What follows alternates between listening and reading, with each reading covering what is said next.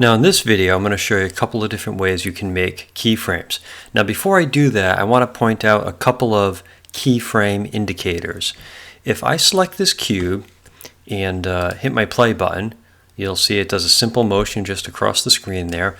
By the way, the shortcut key to the play button is the space bar. However, the space bar does a couple of things. If you are in a viewport, it actually cycles between your last used tool. If you click down here in the timeline, the spacebar plays the animation.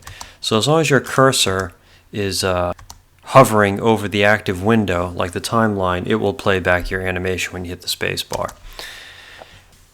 So I got a couple of keyframes in play, and I want you to take a look at my coordinates here for this object. Currently, when this cube goes across the screen, it is keyframing its X, Y, and Z location, essentially its position. And if you look down at my timeline here, you see I have position active right here. It is doing some sort of animation right there. So anyways, if I go and take a look at this, you will see some red dots next to the position coordinates here. Those red dots indicate that I'm currently on a keyframe. If I take my time marker and just go somewhere in the middle of the motion here where there's tweening happening, you get a red outline. The red outline indicates that there's some sort of tweening going on.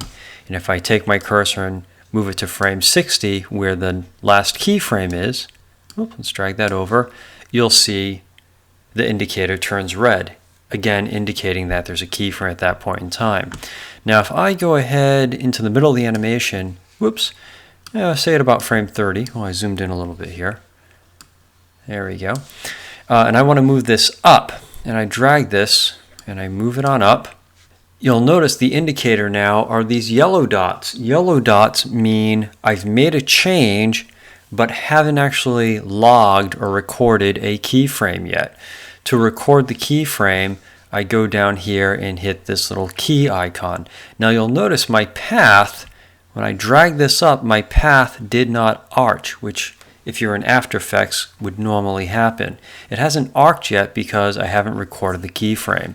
So if I go down here and click on this keyframe, it will make a keyframe in that position at that point in time.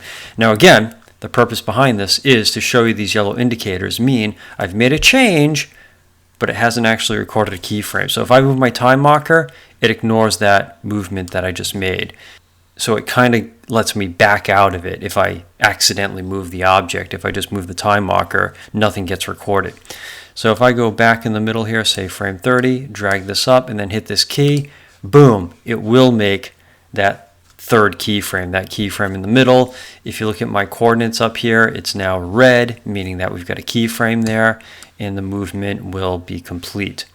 So those little indicators, you get three variations. The solid red, which means a keyframe, you're currently on a keyframe. The outline red, which is basically indicating in-betweening, going on between two keyframes. And yellow indicating, hey, you've made a change to certain properties, but you haven't recorded it yet. And if you want to record it, you hit the keyframe button here. That's one way of doing it. And if you move something by accident, just move your time marker and everything should go back to where it was prior to you moving it. So just be kind of mindful of those little indicators. Now let me show you a couple of ways of making keyframes in Cinema 4D. There's actually a couple of ways you can approach the keyframing process. And I want to show you 2 or 3 different ways because there are kind of pros and cons to each approach. I'm not showing you just to show you a million ways of doing something, but there are good reasons to do things one way versus another, and you can kind of pick and choose what's going to work best for you. So let's get started here. Let me go ahead and make a cube. Before time began, there was the cube. I'll put it off to the side here, or in the upper corner here of my front view. And I'm just going to move the cube around inside of this space and go over how to make some keyframes. So I'm going to take the cube, I want to position it up here, and to start keyframing, I can go right down here next to my playback controls. There's a little key. If I click on that, that's going to record the position, I shouldn't say the position, but the attributes of that current item. So I basically just made a keyframe with the square in that location. Now I go ahead to say 30 frames, I drag it. Now, to kind of relate this back to After Effects, when I drag this out in After Effects after making the first keyframe, I will get a motion path and I will get a second keyframe. But in Cinema 4D, we're going to place the keyframes by hand. So it didn't automatically generate the keyframe yet. If I go over to my record button or my keyframe button here and click on that, it will generate that second keyframe at 30 frames and you'll see the motion path appear. So I'm going to drag my time marker first. I'll say 60 frames. Let's get it right on 60. Drag this. It doesn't automatically key just yet. I have to go hit this button, and there it is, generating the keyframes.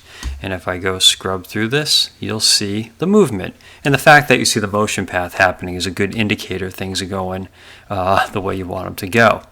Now let's take a look at what actually got recorded or keyframed with this cube. If I open this up, you'll see it made keyframes for position, scale, and rotation. Look, there's keyframes for each one of those properties. Now typically, again, to bring this back to After Effects, typically in After Effects, you keyframe, one property at a time. You hit the stopwatch for position, and then you keyframe the position, and then maybe you go back and do rotation or scale or something, but usually do one property at a time. Now in this case, it recorded keyframes for position, scale, and rotation. What exactly does that mean? Well, if I were to go ahead and rotate this cube a little bit, like so, I'm going to go ahead and record a new keyframe, mocking that rotation. As I scrub through the animation, you can see the cube is rotating because when I generated this keyframe a little while ago when I was moving the cube, not only did it record the position of the cube, but also its rotation, which happened to be right side up. I didn't rotate it all, so it was at its default orientation. But now that I've rotated it on one keyframe, it's tweening between the other keyframes. So you can see I get a little rotation here. Now again, if this were After Effects, if I keyframe just the position and then go ahead and just rotate the layer's rotation would stay at the angle that I rotated it while the cube was moving through space. So let me try this again. Let me see if I can set this up where the cube is moving, but we lock down, we can rotate it any which way we want after the fact, and it won't tween in between those keyframes. So I'm going to delete the keyframes for this cube, and one way of doing it is to highlight all the keyframes and go ahead and delete them. But another method would be actually clicking on the cube itself, the sort of the root object here, the cube, and hitting delete.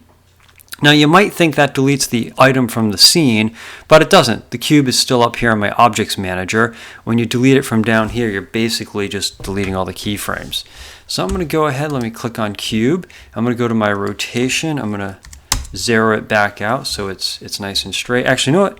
Let me do the same demo, but instead of a cube, I'll use a cone, because a cone, we can kind of rotate it and, we can rotate it and sort of point it in a direction. So here's what happened. Whoops, let me get to my move tool here. When I hit this keyframe button, or this record button, it recorded what was highlighted off to the side here. So it recorded the position, scale, rotation, and then some other parameters and this other point level animation stuff you can turn on as well. But don't worry about these last. So let's just focus on these three right here. So when I make a keyframe, it automatically generates a keyframe for position, scale, and rotation. If I delete those and disengage the scale and rotation, now when I make the keyframe, look at this, it only says position. So what exactly does that mean? Well, let's find out. If I drag, got to drag my time marker first, drag out my time marker, drag out my object, record the keyframe, there's the motion path, that's a good sign. Drag out my time marker, drag out my object, hit the record button. There it is. It's now moving. But if we look down here at the timeline, it only recorded position. What does that mean? Well, it means now if I decide to rotate this, 90 degrees or so, that rotation will stay like that throughout the entire animation because no keyframes have been recorded for rotation. What does that mean? It means however I rotate it on frame 0, that's just going to stick. It's just going to stay like that. If I decide to scale the object a little bit, I can scale it down, and again, it will stay at that scale. It will not tween throughout the timeline there because it's only recorded the position. And the reason it only recorded the position is because when I hit this button over here, the record button, position was the only thing active. I disengaged these other features here. Now if I wanted to go ahead and add, you know, some what do you call it, some tweening to the rotation, I can now activate that, deactivate the rotation here, drag this out. Whoops, sorry. Yeah, let me drag it out to like right about here. Let's grab my rotate tool and make a keyframe for that. And now that will, well, it won't tween yet because I didn't actually rotate at the beginning. Let me rotate at the beginning like a different direction, keyframe that. And now it's recording the rotation, but not overwriting or adding or editing the position at all because that is shut off. So this is one way of, if you've got a couple of simple motions to make and you're only moving, rotating, or scaling an object, this is pretty a reasonably efficient way of doing that. So that's one method of putting down your keyframes. It's a little more manual because you have to move out your time marker and then click on this button, which by the way, there's a shortcut key. I think it's F9 will do it if you get tired of clicking on this. Strangely enough, I think, you know, if anybody ever had Flash training, I believe Flash, when you made keyframes, you had to hit the F9 button as well, which is kind of interesting. Now another method of doing this, instead of having to manually put in keyframes using the record button here, there's something called auto keying, which you got to be kind of mindful about. This is a lazy way, I think, of making keyframes, but it's pretty simple. You turn this on, and it will automatically make keyframes every time you move the time marker. So this will behave very similar to After Effects, except you don't even have to click the stopwatch like you would in After Effects to stop keyframing a channel. It will automatically keyframe everything as you go along. So I turn it on, I move my time marker, I drag out my object, move my time marker, drag out my object, and there it is. It automatically made keyframes. I didn't have to hit the record button. It also automatically made keyframes for whatever properties were turned on here, which happened to be everything. The only problem with this feature, like it starts off like really friendly, right? It behaves very much like After Effects. There's less clicking involved, that you don't have to remember to make the keyframes. It will go ahead and do all that for you, okay? The problem with this is it does record everything. So if you just have like a really simple animation with a couple of moving parts, you can go ahead and do this, works out really well. But here's where it gets weird. Let's say I add a light to my scene afterwards. So I go ahead, I do some animation, I say let's throw on a spotlight. Oops, that's not a spotlight, that's a point light. Let's get rid of that. Let's see, spotlight, here we go. All right, rotate it around a little bit. Let's see if I can get on my object. And let's take that light and let's bring up the outer angle. There we go. Yeah. So you can kind of see it hitting the object to start with. Now, one thing you might notice as I click through my items here and look at the properties, you see there's a lot of stuff that's in orange. That means, now normally, if you've never noticed, it wasn't orange in the past. It was always just kind of this default, let's see if I can find a sample of it right here, like this sort of, you know, gray color. But right now all this stuff is orange, which means all of these properties in orange, whatever this says, is all going to be keyframed over time automatically because auto key was on. So in the last demonstration, when I used the record button and all these properties were turned on, these transformation properties, movement, scale, rotation, all those keyframed at once unless I shut them off. But auto key, that will take everything. So you're just going to be mindful. So let's say I go ahead and I move through the animation and I say, gosh, you know what, I just want to rotate that light a little bit. Let's just change that light so it's at that angle. And I might want that light there permanently, but because auto key was turned on, any little manipulation I make to that light is going to be keyframed. So you might end up making keyframes accidentally where you didn't really intend to have them with auto key turned on. So again, if you're doing just a couple of simple basic motions, it's pretty good. But if you're really doing a lengthier piece, it might not be the best option. So this last method of keyframing requires a couple extra clicks here and there, but it does make for a cleaner timeline because it's not going to sort of keyframe every single property like the auto key will do. It's not going to keyframe sort of extra properties down here like the record button will do. This will let you keyframe specific elements. So here I am, I've got a cube and I've gone ahead and put a little fillet on the cube with a radius of 15. Okay, and here's my cube. I do not have auto key turned on, and I'm not going to be utilizing the record button a whole lot here, so this stuff down here isn't terribly relevant. So what you can do is, let's see, let's go into coordinates here. You can use these little radio buttons to record keyframes for specific properties. So if I want to keyframe the cube going up and down and just record the y-axis, I can do that. I can go over to the y, click on that, that made a keyframe, move my time marker out to 30, drag it up, and again it turned yellow, meaning I made a change but haven't recorded the information yet.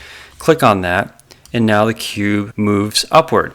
Now if I open this up down in the timeline under position, you'll see it's only recorded, oops, it's a little compressed here. It's only recorded the Y position. It didn't even do the X and the Z. So you can really control, by utilizing the little buttons next to your numeric properties, exactly what you want to keyframe. Now let me delete that for a minute. And you can go ahead, you can do a bunch at once. You can click and drag and record the X, Y, Z, which isn't a bad idea.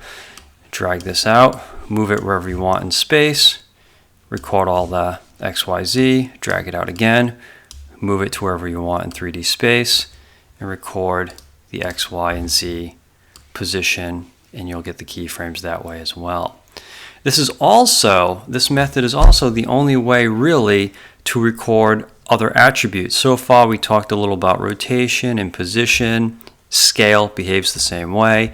But what about all this other stuff you have, these other object settings you have? You can animate anything that has this little radio button next to it, can be animated over time or manipulated over time. So let's delete this cube, or not delete the cube, but delete the keyframes.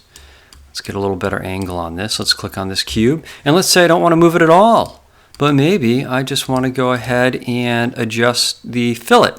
Maybe I take that fillet radius down to 0, make a keyframe, go on out to say 60 frames, take the fillet radius to something like 50 or so, make a keyframe, and now it tweens the fillet radius. Pretty wild. And this is pretty powerful. So anything that you can do an extrusion on, or a lathe, anything that you can manipulate these numbers with can most likely be keyframed over time, which is pretty fantastic. So these are the three sort of primary ways of generating keyframes. They're all a little different, sort of depending on what you want to do. I typically use this last method the most. I use that most of the time. The auto key I will use kind of secondary. That's usually when I have a really short, down and dirty, just move a couple of things on the screen, I'll auto key. But anything that's more sophisticated, I prefer this because it will keep your timeline really clean. Not only does it only keyframe exactly what you want without any extra keyframes floating around in the timeline, it also makes this cleaner. So, right here I just have the fillet radius. There's no XYZ position, there's no rotation or scale or anything like that. So it does make manipulating these keyframes later on a lot easier.